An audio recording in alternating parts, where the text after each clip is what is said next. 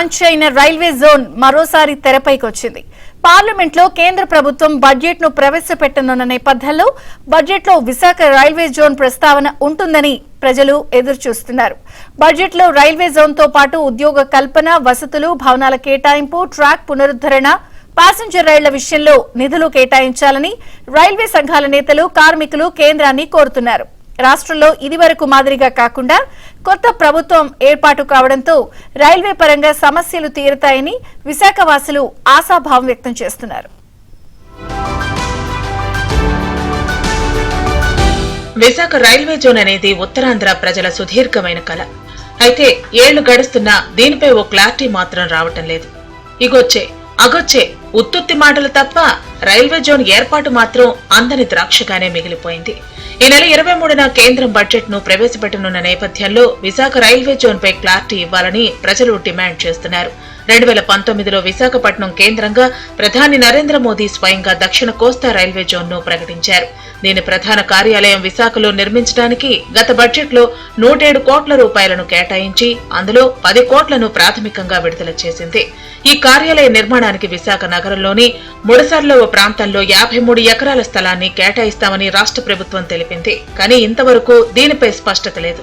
అయితే రాష్ట్ర ప్రభుత్వం భూములు ఇవ్వకపోవడం వల్లే జోన్ పనులు ప్రారంభించలేకపోతున్నామని గతేడాది డిసెంబర్లో విశాఖ వచ్చినప్పుడు కేంద్ర మంత్రి అశ్విని వైష్ణవ్ స్వయంగా చెప్పారు. ప్రభుత్వం వారం రోజుల్లో భూమి ఇస్తే ఆ మరుసటి రోజే నిర్మాణాలకు శంకుస్థాపన చేస్తామని కూడా ఆయన ప్రకటించారు. దీంతో రైల్వే జోన్ కార్యాలయ నిర్మాణ విషయంలో ఫుల్ స్టాప్ పడింది.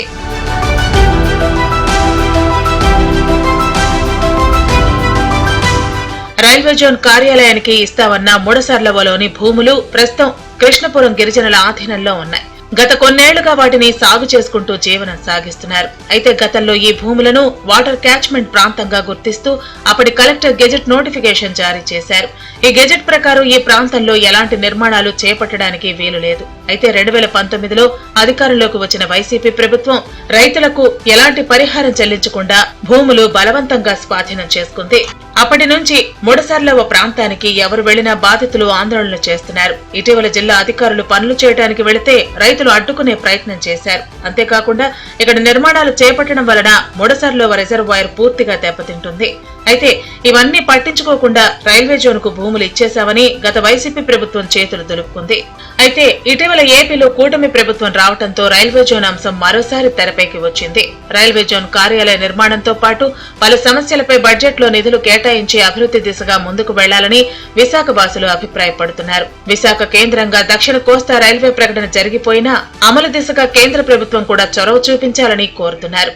ఇక్కడ కూడా జోను ప్రారంభించడానికి రైల్వే మంత్రి గారు ఆదేశాలు ఇవ్వాలని మేము డిమాండ్ చేస్తున్నాం. ఎందుకంటే రైల్వే ల్యాండ్ ఉంది, ఊళ్ళో రైల్వే బిల్డింగ్స్ ఉన్నాయి, రైల్వే ఆఫీసులు ఖాళీగా ఉన్నాయి. ఇమీడియట్గా మేనేజ్మెంట్ కొత్త జనరల్ మేనేజర్ని, స్టాఫ్ని పోస్ట్ చేసి రైల్వే జోన్ని ఆచరణలో పెట్టినట్టయితే ఈ ప్రాంతంలో ఉన్న సమస్య చాలా వరకు పరిష్కారం జరుగుతాయి. ముఖ్యంగా బైఫర్కేషన్ యాక్ట్లో పెట్టిన అంశం కూడా దీనికి కంప్లీట్ అవుతుంది. ఇదిలా ఉంటే రైల్వే జోన్ తో పాటు ట్రాక్ పునరుద్ధరణ పనులు, ఉద్యోగ కల్పన, వర్క్ షాపులు, ఆధునిక పద్ధతిలో పనిచేసేందుకు పనిముట్లు కల్పించాలని రైల్వే కార్మిక సంఘాలు ప్రభుత్వాలకు విజ్ఞప్తి చేస్తున్నాయి. మేక్ ఇన్ ఇండియాలో భాగంగా వందే భారత్ వంటి రైళ్లు వచ్చినప్పటికీ పనిచేసేందుకు సిబ్బంది కరువయ్యారు. నిత్యం రైళ్ల సంఖ్య పెరగటం వల్ల ట్రాక్ మెయింటెనెన్స్ చేయకపోవడంతో సమస్యలు ఎదురవుతున్నాయి. పీపీపీ పద్ధతిలో ఉద్యోగాలను కల్పించడం వలన క్వాలిటీ ఆఫ్ లేబర్ దొరకటం లేదని కార్మిక సంఘాల నేతలు చెబుతున్నారు. రైలు బళ్ళు పెంచేస్తున్నాము, వందే భారత్ బళ్ళు వేస్తున్నాం, స్లీపర్ కోచ్లు వేస్తున్నాం, ఐ కోచ్లు వేస్తున్నాం అని చెప్పి అభివృద్ధి దిశగా వెళ్తుందని చెప్పి ప్రభుత్వం తెలియపరుస్తున్నప్పటికీ ఆ కింద ఉన్న ట్రాక్ మెయింటెనెన్స్కి సంబంధించినటువంటి పరిస్థితులు అంత అనుకూలంగా లేకపోవడం ఈరోజు మనకి ఎన్నో ప్రమాదాలకు కారణమైపోతుంది. రైల్వే ట్రాక్లు పునరుద్ధరణ చేయాలి, రైల్వే ట్రాక్ల పునరుద్ధరణకు సంబంధించినటువంటి సిబ్బందిని నియమించాలి. కొన్ని లక్షల ఉద్యోగాలు ఖాళీగా ఉన్నాయి. ఆ ఉద్యోగాలను భర్తీ చేసినట్టయితే ఒక పక్క ప్రభుత్వానికి లేదా దేశానికి నిరుద్యోగ సమస్య తీరుతుంది, ఓ పక్క భద్రత పెరుగుతుంది, మన తాలూకా ప్రమాణాలు పెరుగుతాయి. 2003 వరకు దేశంలో 9 రైల్వే జోన్లు ఉండేవి. అప్పటి ప్రధాని వాజ్పేయి మరో 7 రైల్వే జోన్లను ప్రకటించారు. వాటికి భూములు, భవనాలతో సంబంధం లేకుండా కటాఫ్ డేట్ ఇచ్చి రైల్వే జోన్ అమలు దిశగా చర్యలు చేపట్టారు. అప్పటి నుంచి భారత రైల్వే వ్యవస్థ కొత్త పుంతలు తొక్కటం ఆరంభించింది. అయితే ఇప్పుడు కూడా అదే తరహాలో విశాఖ కేంద్రంగా దక్షిణ కోస్తా రైల్వే జోన్ విషయంలో కేంద్ర ప్రభుత్వం చొరవ చూపాలని ఉత్తరాంధ్ర ప్రజలు కోరుతున్నారు. విశాఖ రైల్వే జోన్ ను ప్రకటించి వాల్తేరు విజన్ ను రద్దు చేస్తామని చెప్పడం సరైంది కాదంటున్నారు.